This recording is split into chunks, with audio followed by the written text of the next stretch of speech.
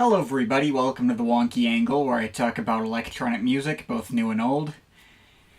And today, I'm talking about the new album from Spunkshine, A Memory of Something Vast and Elemental. You know, I was starting to think I'd run out of new things to say about Spunkshine. I have covered the work of this down-tempo producer regularly for several years. I've reviewed every single one of his studio albums since The Way to the Ship in 2016, but for those of you who haven't seen any of my previous videos on him, I'll do a quick recap of my thoughts. It took me several years for me to even pin down how I felt about his material or what to make of any of his stuff, aside from his typically fantastically ridiculous song and album titles. Although the titles on this new one feel pretty tame by his usual standards, but I digress. With each video, I felt like I was being thrown for a loop on how I was... With each video I did, I felt like I was being thrown for a loop on how I was supposed to digest his stuff.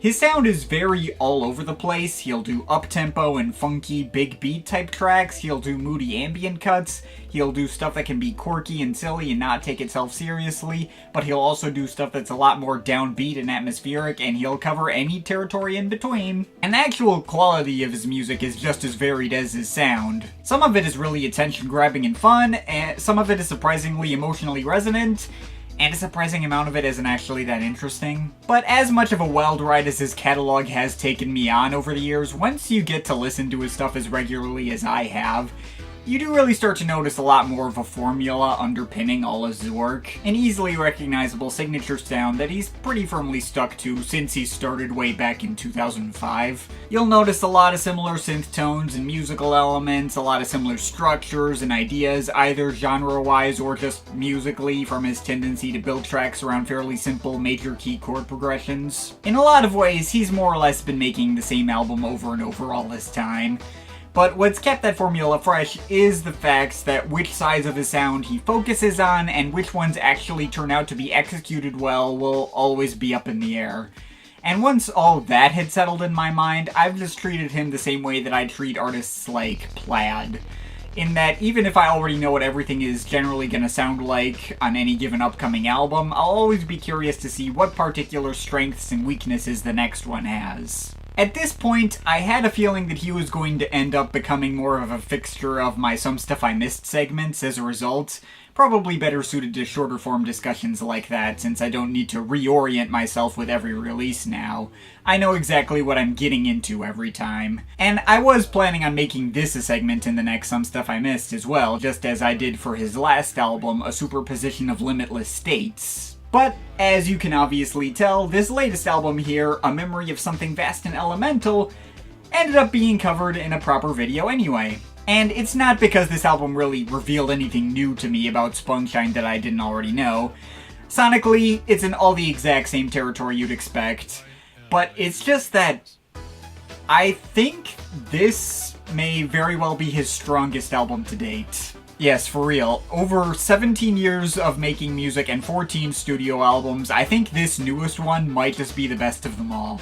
Because, like, with each new Spunkshine album at this point, I always figure I'll be getting, like, a fairly lengthy mixed bag of tracks, some of which will really hit for me and some of which I won't feel strongly about one way or the other. This album is notable, first of all, for being his shortest overall, only 10 tracks at just under an hour, and I believe his only project to not break an hour since his debut. But also, like, I kept waiting for some track to come up that I was going to feel less interested by. Each passing track I kept going like, well, this one's really good. And this one's really good. And this one's really good. I'll get a more mid one eventually. And that more mid track never came. Every single track on this thing was really good. None of it felt out of place or even weighed the overall pacing down. I legit couldn't believe it. And you know, sure, there are other albums in his catalog that probably have higher high points. Like, for instance, the moody opening 3-track stretch of The Most Distant Machine is still pretty unmatched in his catalog. But absolutely none of his other albums are this consistent.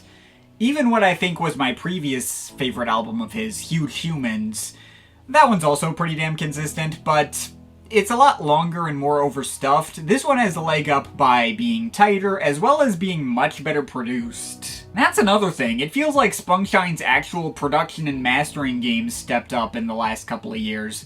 All these sounds are really well balanced and full sounding and don't have the thinness of some of his earlier material. I don't know what to say. This album just made me very happy to listen to. May as well go through individual tracks then, shall we? The album starts out in pretty standard territory with Virtue is Mostly Boring, starting out with some low-key electric piano chords and plunking bass stabs, slowly building up into bright and sunny piano chords and breakbeats, a few trumpets and low-mix guitar solos and existential samples wondering why am I doing this? Going over light and blocky synth chord arpeggios that are some of his usual trademarks. I may have heard plenty of Spunkshine tracks over the years that sound almost exactly like this, but it's still just so mood-brightening and satisfying with perfectly paced build-ups and payoffs.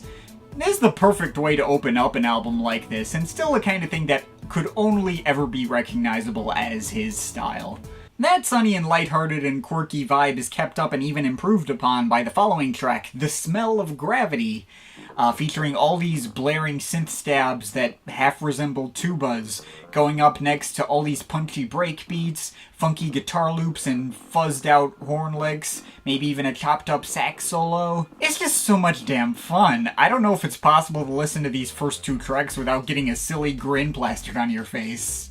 A Tale Told by an Idiot, meanwhile, contrary to what its title implies, sounds like it's starting to move into slower and more serious territory, comparatively, with all these dramatic piano notes going over all these mechanical clanking and bleeping synths, humming pads and vocal samples that pitch themselves up and down like a YTPMV. Though a little before the 2-minute mark, the track picks back up in tempo and runs through a few nostalgic, plinky electric piano melodies over a more skittering and tapping beat.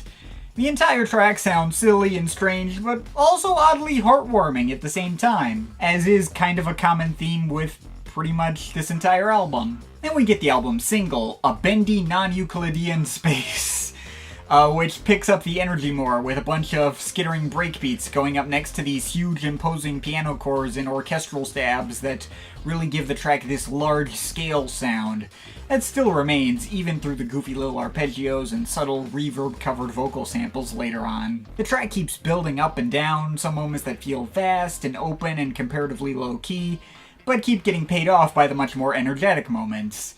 Lots of fun as usual. Next we got the album's longest cut, Made Away Themselves, which is a much slower one, though not any less exciting. The beginning is made up of all these chopped up samples of old-timey choruses going up over a fairly lethargic beat, and the usual Spunkshine piano chords, building into all these spacey synth chords that remind me of like neon lights flashing in the dark or something. Though later the track switches over into a lower key but double time beat going over brooding washes of bass and low-key electric piano planks, building back into the chorus samples, reprising over this big stomping beat. The entire mix feels so vast and important sounding as if it's evoking venturing out into the unexplored territories of outer space, and then eventually finishing with a more comforting piano-centric section at the very end. After that, we have Striding the Blast, one of the weirder cuts. First starting to sound like it's picking up where the last track left off with this incoherent cloud of pads, and then breaking into these strange filtered chords and a tambourine-tinged breakbeat that resembles the one he's used on a few old tracks like Synaptic Pruning and Shielded Realism, but much crisper sounding and like it's been rearranged a bit.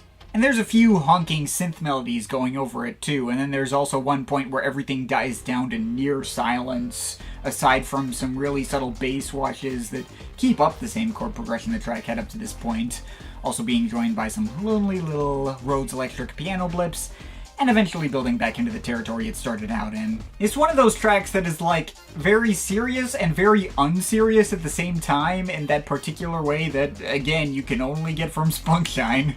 And that's followed up by the most subtle, melancholy, and stripped back track in the bunch, Death by Planet. Every Spunkshine album's gotta have at least one of these tracks that focuses on moody synth chords and creates a really subtle ambience like this. And for what it's worth, these tracks do tend to be among the lower points in any given album of his. See old tracks of his like The Fatal Softness of the Earth or Music for the Needlessly Attractive. But this track feels like it's perfectly keeping pace with the quality of the project so far, joining its low-key synth chords with a few lonely orchestral woodwind samples and subtle electric piano lines. Still feels very emotionally resonant and feels like it would make for a good soundtrack to looking up at the stars at night. And it doesn't feel like it's weighing down the pacing either. It feels like a natural progression from the weirder and quirkier moments that led up to it. It was my least favorite when I first heard the album, but really grew on me quickly and is now one of the big standout moments for me. And from there, the album slowly starts to build back up into said quirkier territory with the sheer unnecessary scale of it, which starts out with big expansive washes of synth chords, Vangelis-style synth lines, and low-mixed samples of cheery chorus vocals, building into quiet moments of low-key pianos and sections with buzzing, glitched-up breakbeats, and leading into a greater payoff, preceded by a sample about people needing an escape from reality and seeing the unreal as beautiful, which in some ways just kinda sums up the tone of the whole album again.